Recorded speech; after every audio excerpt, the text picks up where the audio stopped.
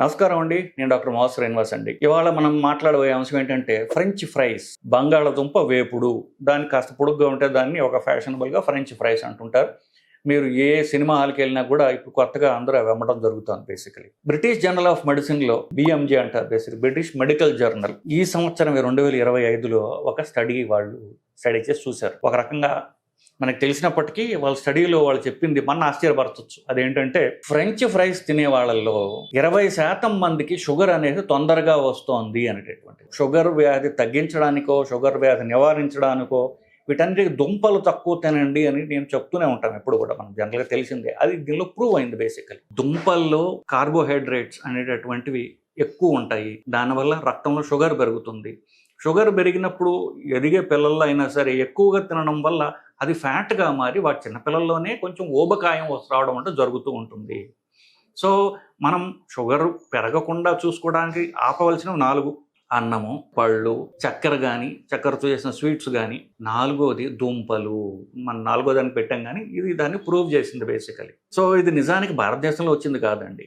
So ఇది కొత్తగా వచ్చినటువంటిది. భారతదేశంలో చామగడ్డ ఇట్లాంటివి ఉండేవి. భారతదేశంలో కొత్తగా బ్రిటిష్ వాళ్ళు తీసుకొచ్చినటువంటిది. ఇంకా కరెక్ట్గా చెప్పాలంటే పోర్చుగీస్ వాళ్ళు తీసుకొచ్చిన తర్వాత బెంగాల్లో క్షామం వచ్చింది. అప్పుడు బ్రిటిష్ వాళ్ళు ఏం చేశారంటే తొందరగా ఎనర్జీ ఇవ్వడానికి ఉపయోగపడుతుంది ఇది అని చెప్పేసి, పండించడం కూడా చీప్ అని చెప్పేసి ఈ పోర్చుగీస్ ఎక్కడ ఉంటారు, గోవా ఏరియాలో, గుజరాత్ ఏరియాలో, బాంబే ఏరియాలో ఉండేవాళ్ళు. అక్కడ పండించేవాళ్ళు. అక్కడి నుంచి తీసుకొచ్చి బెంగాల్లో బ్రిటిష్ వాళ్ళు పెట్టడం జరిగింది.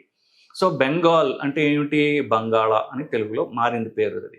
సో అక్కడి నుంచి దేశం అంతా ఎస్పెషల్లీ ఆంధ్ర సైడ్, ఎందువల్ల అంటే ఆంధ్ర సైడ్ ఎక్కువ బ్రిటిష్ పరిపాలించేదంతా ఆంధ్ర సైడ్ ఉండేది కాబట్టి అక్కడ పేరు బంగాళ అని అన్నారు. బంగాళదుంప.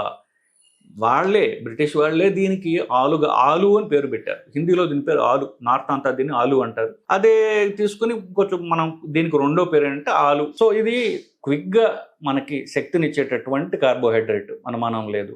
కానీ అది పిల్లల్లో పర్వాలేదు, పెద్దవాళ్ళు అయితే దాన్ని పూర్తిగా అవాయిడ్ చేయడం అనేది మంచిది. పిల్లల్లో దీంతో పాటుగా మనం అన్నం కలిపి దాంట్లో నెయ్యి వేసి పెడితే ఇది తినడానికి చాలా రుచికరంగా ఉంటుంది, అనుమానం లేదు. కానీ దీనివల్ల మనం చెప్పినట్టుగా ఈ షుగర్ పెరగడం అవకాశం ఉంటుంది.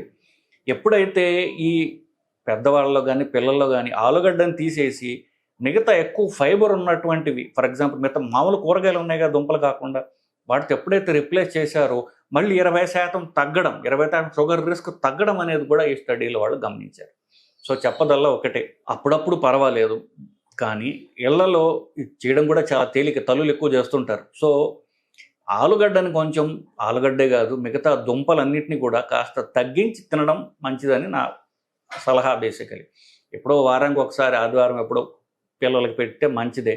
కానీ జనరల్గా దుంపలను తక్కువ తినడం బెటరు. కాయగూరలో పీచు పదార్థం ఎక్కువ ఉంటుంది, ఈ స్టార్చ్ అనేది తక్కువ ఉంటుంది. దాంతో మీరు రిప్లేస్ చేసినట్లయితే షుగరు, అలాగే ఒబేసిటీ, అధిక బరువు, ఊబకాయం ఇవన్నీ కూడా తగ్గే అవకాశం ఉన్నది. పిల్లల్లోనే మనం మంచి అలవాటు చేసినట్లయితే పెద్దయిన తర్వాత వాళ్ళ పిల్లకి అలవాటు చేస్తారు.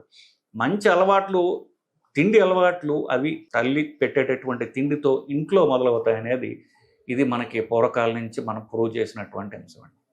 సో ఇదండి వాటి అంశం.